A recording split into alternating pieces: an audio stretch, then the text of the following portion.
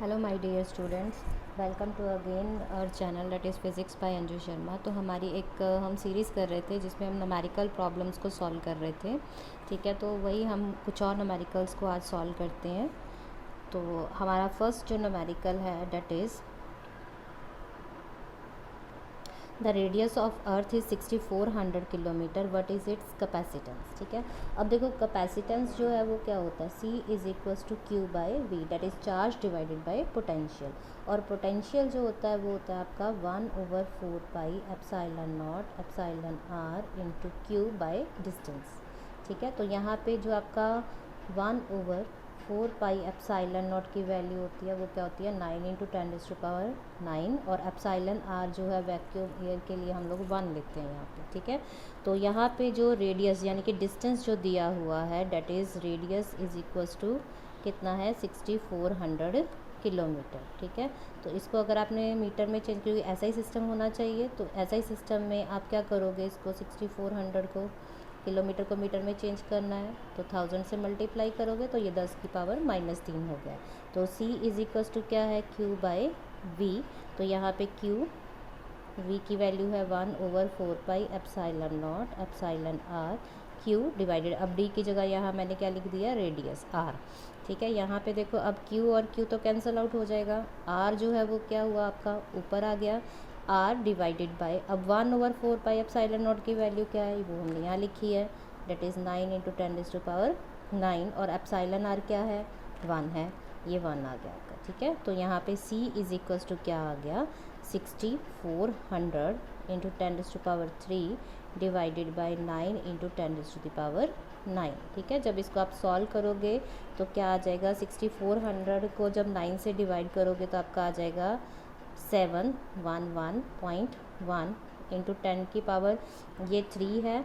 ठीक है, तो ये ऊपर जाके 9 क्या हो जाएगा माइनस का, तो 3 - 9 कितना होता है -6, तो ये आपका आ जाएगा दैट इज़ 711.1 इंटू 10⁻⁻6 फैरेड। ठीक है, तो इसको जो है आप लोग कैसे कर सकते हो, 10⁻⁻6 का मतलब क्या होता है माइक्रो।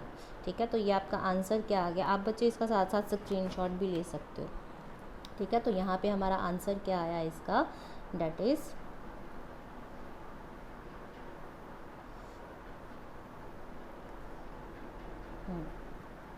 711 माइक्रो फैरेड, ये इसका आंसर आया कैपेसिटेंस का। ठीक है, तो ये हमारा फर्स्ट न्यूमेरिकल था। तो I hope you can take the screenshot और can you do you on your notebooks. तो नेक्स्ट जो हमारा न्यूमेरिकल है दैट इज़, हाँ जी, that is a convex lens of power +4D। ठीक है, अब कॉन्वेक्स लेंस जो है मान लो उसकी फोकल लेंथ को हम नाम क्या दे रहे हैं f1, और उसकी पावर जो कॉन्वेक्स लेंस की फोकल लेंथ होती है पॉजिटिव, और इसलिए पावर भी उसकी क्या दी हुई है हमें पॉजिटिव में दी हुई है। ठीक है, और कनकेव लेंस की फोकल लेंथ जो है क्या होती है नेगेटिव, और उसकी पावर भी हमें क्या दी हुई है नेगेटिव में। ठीक है, तो यहाँ पे P1 मतलब पावर, ठीक है, और P2 मतलब कॉन्केव लेंस की पावर। ठीक है, कॉन्वेक्स लेंस क्या होता है इस तरह से। ठीक है, तो ज़्यादातर हम लोग जो है इसका क्या करते हैं एफ इधर साइड लेते हैं, तो इसलिए इसको फोकल लेंथ को क्या लेते हैं पॉजिटिव, और कनकेव का जो है हम लोग इधर साइड लेते हैं एफ। ठीक है, इसलिए इसकी फोकल लेंथ नेगेटिव और पावर भी नेगेटिव। अब देखो यहाँ पे जो है power equivalent power of combination पूछा हुआ, तो वो सिंपल हमारा है that is P is equals to इन दोनों को क्या कर देना हमने सम कर देना, तो P is equals to P1 plus P2। तो यहाँ इसको सॉल्व कर लो, डेट इज़ +4, यहाँ पे क्या आएगा प्लस -3, डेट इज़ कितना आ गया P is equals to 4 - 3 is equals to +1 dioptre. तो ये आपका क्या आ गया यहाँ पे आंसर। तो इतना इजी क्वेश्चन है बच्चे, देखो ये वाला, तो सीधा कुछ भी नहीं करना इस क्वेश्चन में, बस आपको पावर्स दी हुई हैं, प्लस माइनस साइन भी दिए हुए हैं, बस आपको पावर का इक्वलेंट पावर का पता होना चाहिए कि क्या होता है, डेट इज़ सिंपल उनको ऐड करते हैं हम लोग। ठीक है, तो सिंपल 5 नंबर का क्वेश्चन है ये।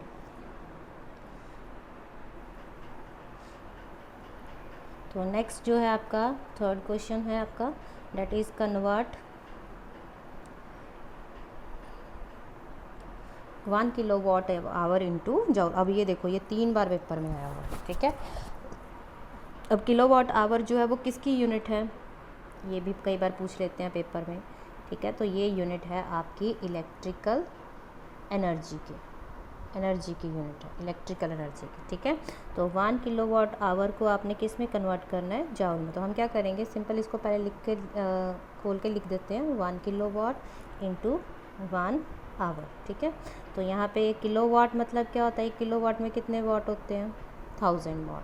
और 1 घंटे में कितने सेकंड्स होते हैं, 60 मिनट 60 सेकंड्स, ठीक है।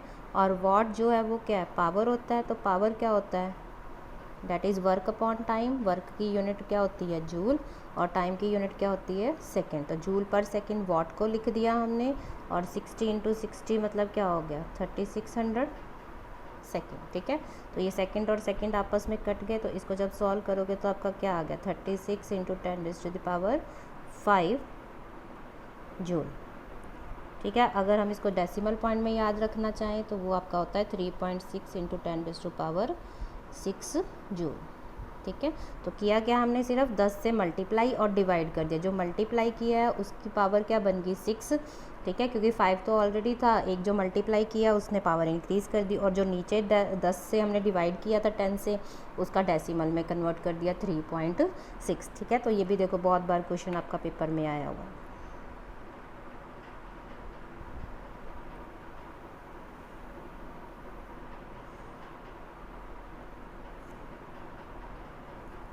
हाँ जी, नेक्स्ट आपका क्वेश्चन है, that is astronomical telescope of magnifying power 12 is adjusted to normal position, ठीक है। अब देखो आपका जो मैग्नीफाइंग पावर होता है एस्ट्रोनॉमिकल टेलीस्कोप, कैसे होता है एस्ट्रोनॉमिकल टेलीस्कोप, थोड़ा सा अगर मैं समझाऊँ आपको, तो हम एक ऑब्जेक्टिव लेंस लेते हैं जो कि लार्ज अपर्चर का होता है, ठीक है। और यहाँ से रेज़ जो है वो क्या होती है, इन्फिनिटी से आ रही होती है, ठीक है। तो ये यहाँ पे बेंड करेंगी, यहाँ मीट करती हैं, वहाँ पे इनकी क्या बनती है, इमेज बनती है। वेट एक मिनट,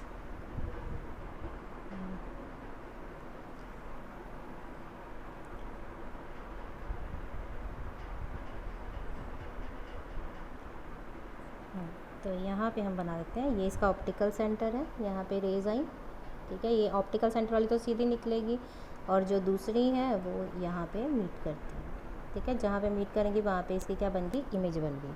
अब यहाँ पे हम लोग क्या रखते हैं, एक आई पीस रखते हैं, ठीक है। तो ये इसका ऑप्टिकल सेंटर हो गया। तो जो ऑप्टिकल सेंटर वाली है वो तो सीधी निकल जाती है, ठीक है, और जो दूसरी है वो फोकस से पास करती है। तो जब बैकवर्ड प्रोड्यूस करते हैं तो ये रेस क्या है, इन्फिनिटी पे इमेज बनाती हैं, एट इन्फिनिटी। तो इसको हम लोग क्या बोलते हैं, normal adjustment,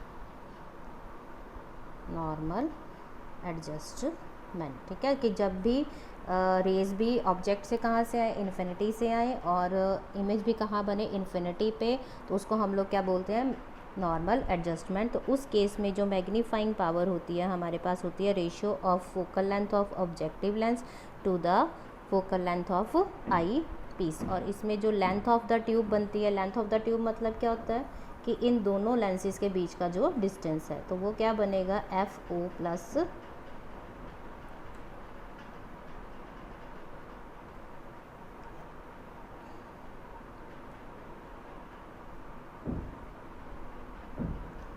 F o plus f e, ठीक है। वो लेंथ ऑफ द ट्यूब होता है कि इसमें एफ ओ भी यही पॉइंट होता है और एफ ई भी यही पॉइंट होता है। तो यहाँ पे देखो हमें मैग्नीफाइंग पावर कितनी दी हुई है, उसने 12 दी हुई है, और एफ ओ कितनी दी हुई है, 1.08 मीटर, और एफ ई पहले निकालेंगे। Length of the eyepiece का है, डेट मीन्स कि आपने फोकल लेंथ आई पीस की ही निकालनी है। अगर लेंथ ऑफ ट्यूब बोला होता तो फिर आपने उन दोनों को प्लस कर देना है। तो यहाँ से एफ ई जो है वो कितना हो जाएगा आपका, 1.08 को 12 से डिवाइड कर दो, तो डैट इज़ अगर मीटर में लेते हो तो इसकी वैल्यू क्या आएगी, 0.9 मीटर, ठीक है। और लेंथ ऑफ द ट्यूब कितनी बनेगी आपकी, दोनों को प्लस कर देना, डैट इज़ 1.08 प्लस 0.9, तो वो आपकी क्या आ गई, 1.17 मीटर। दिस इज़ क्या है, ये दिस इज़ कॉल्ड द, ये जो भी मैंने लिखा है 1.17, that is length of tube, ठीक है। ओके बच्चे, तो ये आपका न्यूमेरिकल आया है नवंबर 18 में। चलो आगे नेक्स्ट दिया है उन्होंने गल्वेनोमीटर का क्वेश्चन है आपका, गल्वेनोमीटर ऑफ रेजिस्टेंस 100 ओम। अब यहाँ पे देखो गल्वेनोमीटर जो है अगर हमने उसको एमीटर में कन्वर्ट करना है तो हम लोग क्या करते हैं कि गल्वेनोमीटर लिया,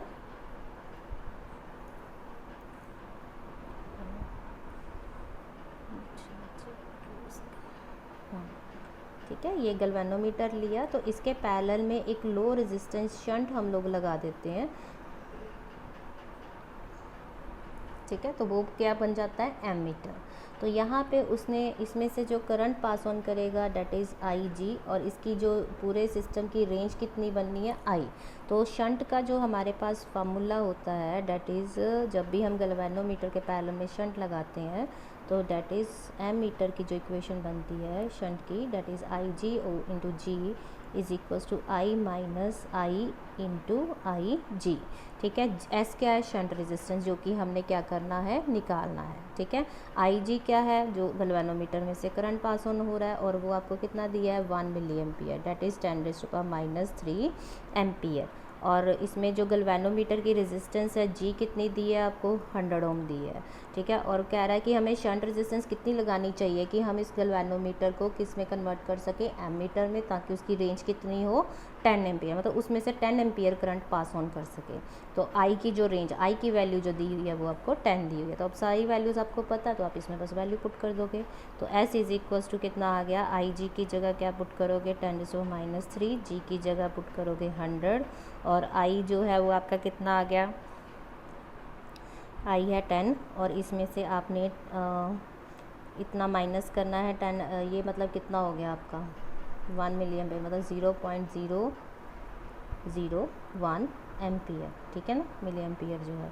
तो डेट मीन्स आप इसमें से 0.001 को क्या करोगे माइनस कर दोगे। तो ये आपका S जो है क्या आ गया, S इज़ इक्वल्स टू 100 है यहाँ पे, तो ये जो है आपका 100 रह गया इधर, ठीक है। जो 10⁻³ -3 था नीचे जाके हो जाएगा। तो 10 में से आपको 0.001 को माइनस करोगे तो कितना आ गया आपका 9.999, ठीक है, इतना आ जाएगा आपका। तो ये आपका एक कट गया, तो इसका आपका कितना रह जाएगा, इसको 10 से आपने और किया तो that is 1 divided by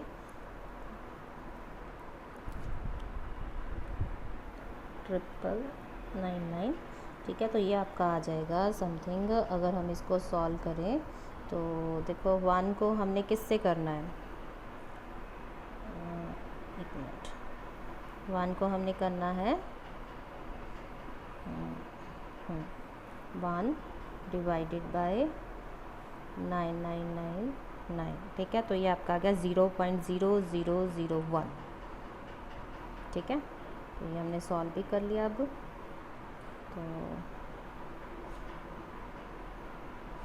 that is कितना आ गया यहाँ पे 0.001 शंट रेजिस्टेंस होती है, तो इसलिए ओम जो है वो इसकी क्या रहेगी यूनिट रहेगी, ठीक है। तो ये आपके न्यूमेरिकल 5 हमने सॉल्व किया। सो बच्चे प्लीज़ अपना जो आपको छुट्टियां हैं उसमें ज़रूर अपना टाइम टेबल बनाइए, मैनेज करिए अपनी स्टडी को, ताकि आप अच्छे से पढ़ पाओ, अच्छे मार्क्स सिक्योर कर पाओ, ठीक है।